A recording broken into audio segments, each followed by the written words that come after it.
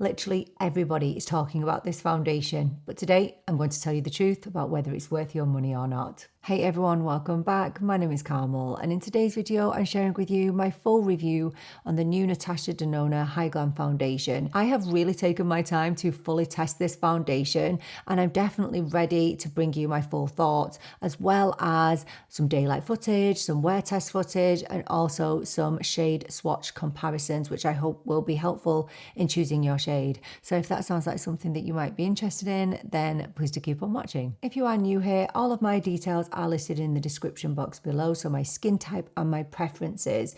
But just quickly, I am almost 43 with very dry skin, and I have an olive neutral undertone. Let's just crack on and have a look at what this foundation claims to be. I picked up this foundation for €56 from Cult Beauty, and for that you get 30ml of product. This foundation is available in 52 shades, and I picked up the shade N6. This claims to be a medium buildable self-setting foundation powered by Japanese amino acid pigments, Korean technology, and developed in world-leading Italian labs. This foundation creates a second skin illusion, leaving you with a luminous finish that lasts all day. So when you actually take a deep dive into the claims, they are quite bold claims. So it claims to hydrate dry and flaky skin, cover hyperpigmentation. For oily skin, it balances excess oils, and for mature skin, it blurs immediately and reduces the appearance of wrinkles after 28 days. So sounds like magic in a bottle, doesn't it? So the one thing to note about this foundation is if you take a look at the ingredients, it does contain denatured alcohol. So obviously that is going to be disappointing for quite a lot of people who suffer with super sensitive skin or super dry skin. All of the other ingredients look absolutely fine. There's nothing to note here other than it is fragrance free and it is essential oil free. So I know you've seen a swatch there, but I want to swatch it next to the Natasha Denona Hy-Glam Concealer, because Natasha says that she has matched the foundation to the concealer. Now, the problem here is that I do not have the same shade of concealer that I do in the foundation. So if you are a similar shade to me, I am going to be including some swatch comparisons towards the end of the video against some of my other foundation shades. In the concealer, I have the shade N3, and honestly, I do think it is a little bit light for me. I tend to wear this these days with a colour corrector. So you've got N3 in the concealer, and then you've got N6 in the foundation. So obviously the N3 concealer is definitely better at brightening, and N6 is definitely more of my skin tone. So they actually do pair perfectly together. So I have only prepped with my Charlotte Tilbury Magic Cream. I did just want to mention the packaging. I really like it. It's very, very luxe feeling. I like the frosted glass. The one thing I'll say is that when you get foundation on the cap, it's really hard to get it off. Yeah. So we'll just pump out one pump, and the pumps are pretty little. You see that? And I found it a bit annoying when I first started using this, but actually it's a little bit of a blessing in disguise. So there you can see that it's a fairly fluid and runny formula, but not too fluid. You can see that it's come to a stop there and it's not going any further. So I'm going to pop this on with my BK Beauty 101 brush. So I'm just going to pop a few little bits of this just around the face, because that's how I prefer to apply this. Usually I dip my brush in, but actually I prefer to just pop a little bit around the face first. But I just find I get a bit of a more even application and not too heavy. So I obviously have a few things to cover today on this side. I was kind of glad when I woke up with a bit of rosacea on my face, because it gives me something to test. So I'm just going to tap this in.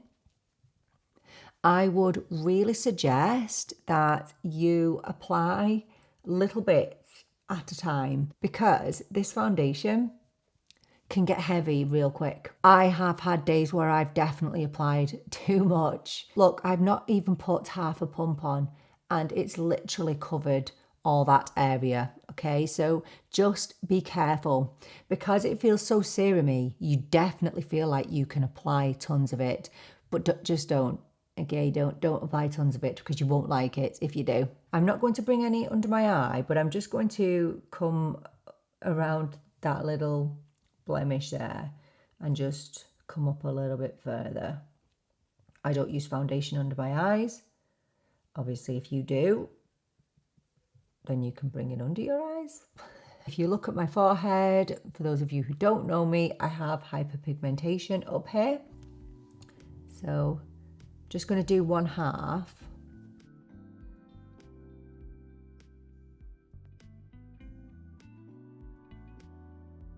So that's how much I've used from a little pump, and there is still a fair bit left on there. So that's one side done.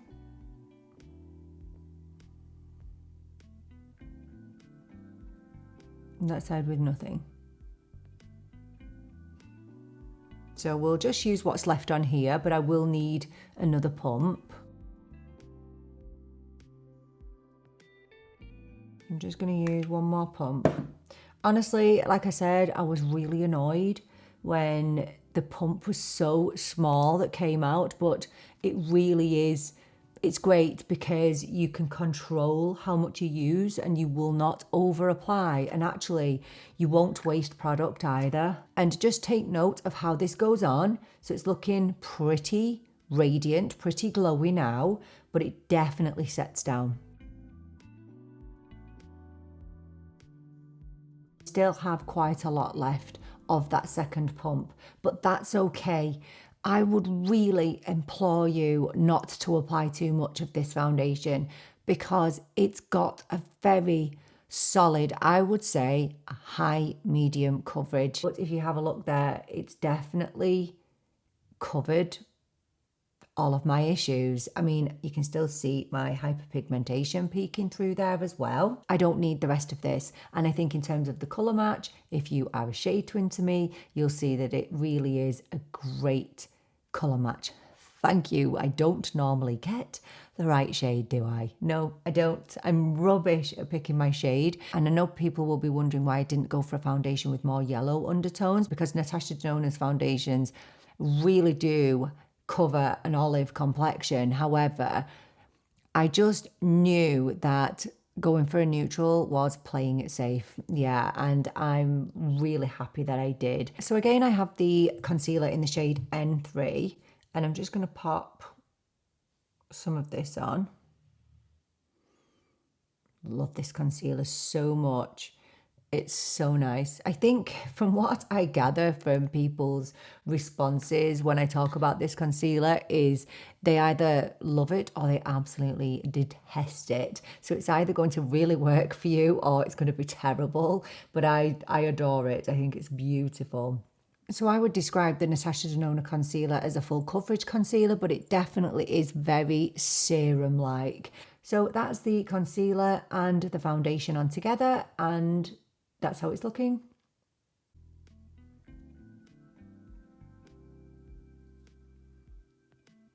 So that you get an idea of how this foundation really looks, here's a quick before and after.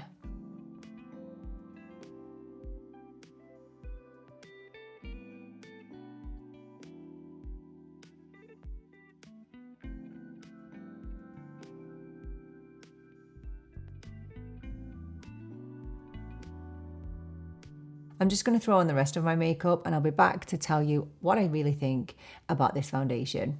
Okay, so I've thrown on a little bit of bronzer, a little bit of blush, and of course a little bit of lippy, and this is how my face is currently looking. I've used creamy products, and everything that I've used I'll list in the description box below with the shades. I have not powdered my face. I've only powdered a little bit underneath my eyes, that's all. I have obviously been wear testing this for the last couple of weeks now, so I've tested it in all weathers, literally all weathers. I've tested it with primers, without primers.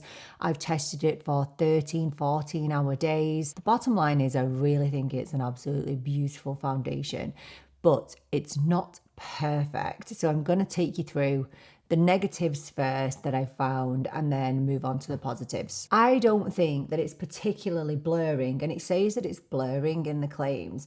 I don't feel like it's blurring really around my pore area. Now, I brought a little bit of powder down here where I've got that little blemish. So that's blurred that area. But if you look at my pores, They are not particularly blurred. Now, they don't look bad, but I don't have significantly terrible pores.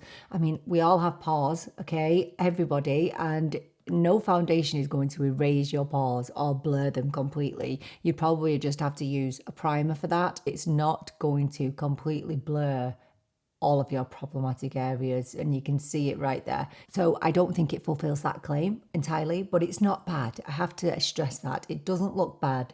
Skin has pores, and it's normal to see pores. Although it's a very lightweight foundation, I do think that it can look heavy. It says that it gives a second skin illusion, and I'm going to have to disagree with that, I'm afraid. There's nothing natural looking about this foundation. It's just not, okay? It's makeupy. It is. I'm going to look a little bit more filtered in this lighting, so I am going to insert daylight footage for you to look at. So although I still love the look of it, it looks makeupy, especially round like my mouth area.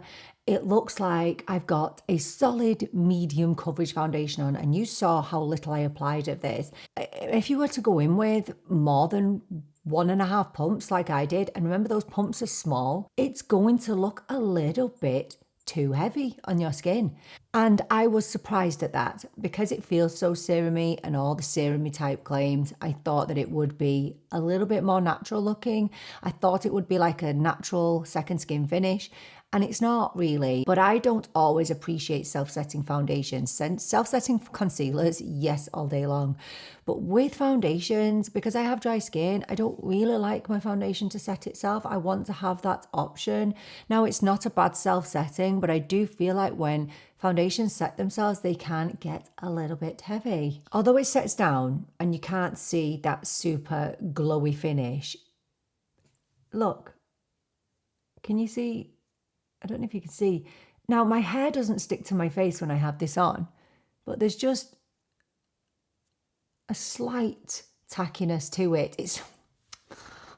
I can't say that it's tacky because my hair doesn't stick to it. Look, my hair doesn't stick to it at all, but it's just, I don't know how to describe it. So I guess what I'm trying to say is that it's not invisible looking, and it's not invisible feeling, although it's very lightweight. So I don't go round in the day thinking, oh my gosh, my skin's so tacky. I don't feel like that. But if you touch your face, you'll feel it there. That's what I'm trying to say. I'm really not good at this, am I? And another thing, it says that it doesn't sit into wrinkles and creases, but I find that I do get it's teeny weeny, but a little bit of settling into my kind of smile lines, which I don't get with other kind of hydrating foundations. So let's move on to the positives. So I guess a positive for most people would be that it's self-setting. And I guess for me, there is that positive aspect of it because I don't need to use any kind of powder. I mean, some of you are probably looking at my T-zone thinking, well, you could do with a little touch of powder there, but it's fine for me. I don't mind this level of shine, but it's not greasy and it's not overly shiny. It's just the kind of finish that I really, really like. So it's worth noting that a lot of people have reported that this foundation is overly dewy, but I don't get that from this foundation. I think it really does depend on your skin type. So for me, it's luminous, but not dewy. And although it starts out being a little bit tacky, it definitely sets down throughout the day. This is probably the most long-wearing foundation I've ever put on my face. I'm not joking. I can put this on in the morning and it will look the exact same 14 hours later. It's not going to budge off your face. I genuinely think this is suitable for every skin type. So whether you have dry skin like me, whether you have combo or oilier skin, I really do think this is suitable for all. And although it's self-setting, I do think that you can add powder quite comfortably to this foundation. And I have dusted finishing powder over this and it's looked really nice. I do just want to mention that I think it's very, very similar to my Holy Grail foundation, the House Labs foundation. I think it has a lot of similarities. I think the major difference is that this remains glowy and it's a bit more hydrating than this. So this self-sets. So I know people will be asking, well, where does this rank? Do you think this is a new Holy Grail? And honestly, yes, I do think it's a new Holy Grail. It's not going to be my new everyday foundation, just like I don't wear this every day. But if I'm going out I'm going out for a meal, going on a night out. I am definitely going to be wearing this. It's going to be up there in my rotation with my House Labs. Look, it's a phenomenal foundation. It really is gorgeous. But don't be going out there thinking that it's absolute perfection, because I don't think it's perfect, but I think it's a solid foundation. Okay, let me just insert some comparison foundation swatches for you now.